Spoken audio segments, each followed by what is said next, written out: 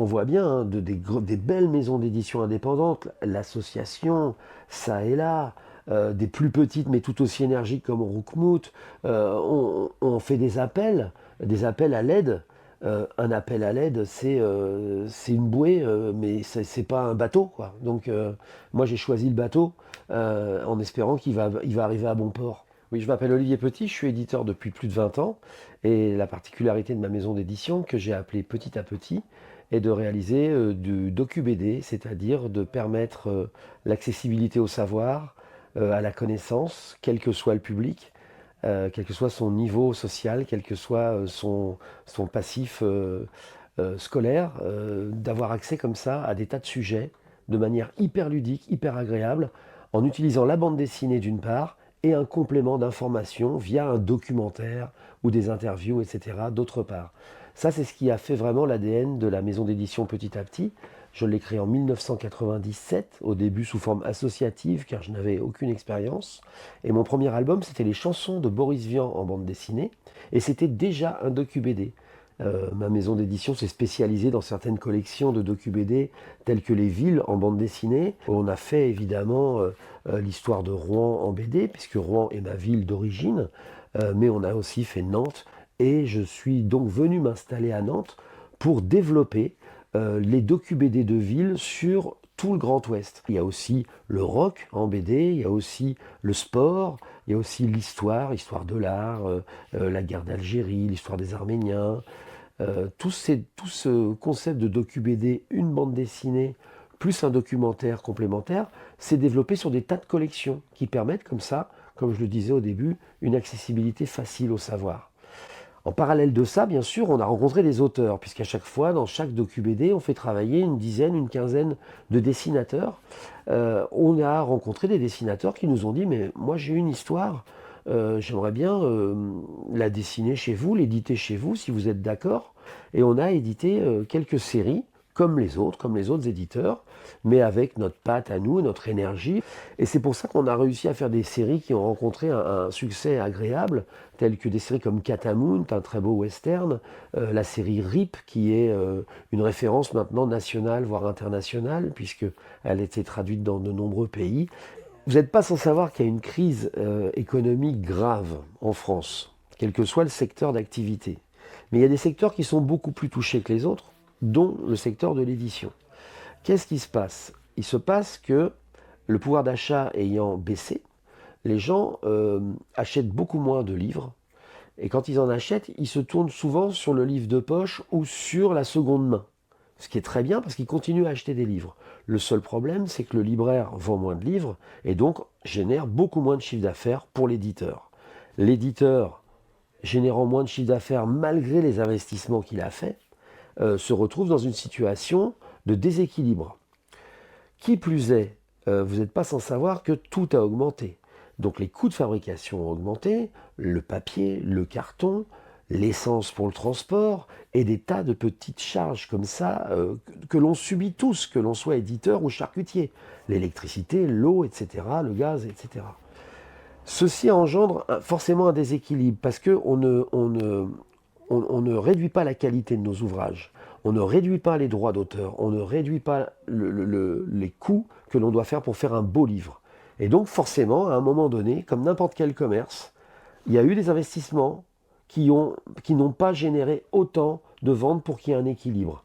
Quand on arrive dans ce genre de situation, il y a plusieurs solutions. Ou on fait faillite, ou on demande au tribunal de nous sauvegarder, de nous aider. Et dans ce cas, le tribunal décide un redressement judiciaire. Ça nous permet d'avoir une période où on peut enfin poser un peu tout, souffler, parce que les factures passées sont mises en stand-by, on va les régler, mais avec un peu plus de temps. Voilà. Ça s'appelle un redressement judiciaire. On est loin de la faillite, mais ça nous donne de l'air. Qui plus est, ça permet aussi d'ouvrir une sorte d'appel d'offres auprès de repreneurs éventuels ou d'investisseurs éventuels qui peuvent se manifester auprès du tribunal de commerce et dire bah écoutez, petit à petit, c'est une maison d'édition qui me plaît bien, ils sont en difficulté, moi je propose ça pour les aider, je propose ça pour les acquérir, etc. De nombreuses possibilités s'ouvrent alors sur le marché. Et donc, on a choisi cette sauvegarde pour diverses raisons, parce qu'on est en pleine croissance. Notre maison d'édition est de plus en plus rayonnante. Et on doit aujourd'hui, c'est ce qu'on appelle une crise de croissance en fait. Aujourd'hui, on doit vraiment se rapprocher d'un groupe qui a beaucoup plus de moyens financiers, mais pas que, qui a aussi tous les moyens administratifs pour nous permettre de nous dégager du temps pour nous occuper de nos livres et de nos auteurs. Donc c'est aujourd'hui la volonté, et c'est ce qui préfigure l'avenir de Petit à Petit, c'est d'être bientôt dans un groupe qui va nous aider, nous accompagner et nous permettre de nous occuper de notre travail. Aujourd'hui, vu les problématiques financières et le système de diffusion, distribution en librairie, la relation avec le libraire, etc., les délais de paiement, etc., c'est plus possible d'être indépendant. C'est vraiment le constat que je fais après plus de 20 ans d'expérience, et surtout en voyant arriver la crise qui va se prolonger en 2026 avec les élections municipales, puis en 2027 avec les élections nationales. Il va y avoir énormément de maisons qui vont être en très très grande difficulté. Moi, j'ai fait le choix d'anticiper cette crise et de me dire, bon, là, c'est chaud, mais ça va être vraiment très très chaud, donc il faut réagir maintenant. Ma première réaction, ça n'a pas été la surprise, parce qu'il y a longtemps que ça mijotait, hein. Il y avait quand même des revendications de la part des autrices et des auteurs qui étaient de plus en plus appuyées, et un assez grand nombre de reproches étaient faits à l'organisation. Reproche que, à mon petit niveau, je rejoins. Euh, je trouve que les auteurs n'étaient pas assez valorisés dans ce salon, hein. C'était devenu des bêtes de travail, quoi. Ils n'avaient même pas de passe-droit pour aller voir les expositions, ce qui est quand même incroyable. Plus des tas de problèmes de gouvernance sur lesquels je ne me prononcerai pas, car je ne suis pas au fait du dossier. L'impact principal, c'est de ne pas faire plaisir à mes auteurs.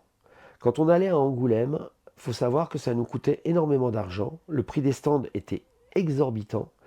Les frais de déplacement, d'hôtel, de restauration étaient impressionnants. Mais on mettait un point d'honneur à être à Angoulême parce que pour les auteurs de bande dessinée, c'est le grand moment du rassemblement entre eux. Et c'est très important de leur faire plaisir. Ce sont des gens qui travaillent seuls pendant 6 mois, 9 mois, 1 an. Et là, ils retrouvent leurs copains, ils retrouvent leurs collègues, ils voient d'autres éditeurs, ils travaillent avec l'équipe qui les a accompagnés, l'équipe d'édition qui les a accompagnés. C'était important d'y être.